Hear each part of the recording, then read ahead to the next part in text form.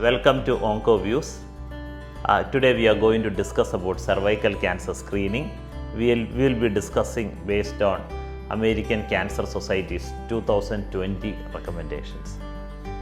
So, cervical cancer screening is recommended for all women who are more than 25 years of age, and you can screen them up to 65 years.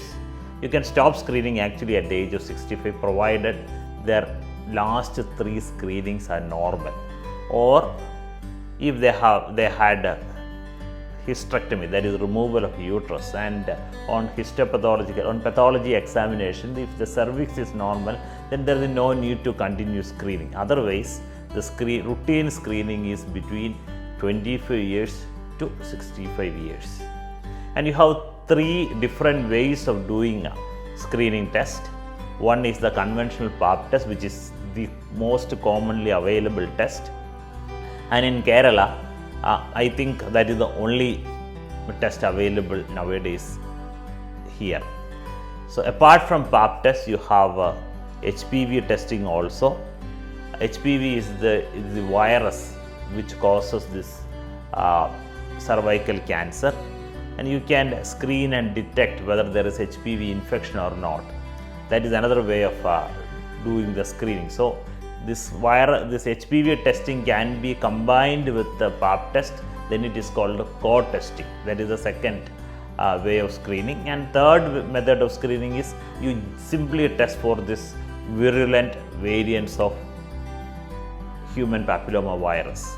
So you need not have to use all the 3 modalities at a stretch. You can select one of them. But the problem is that if you are going for pap test alone, then you need to repeat the test every 3 years. If your first test is normal, then you need to repeat the test once in every 3 years.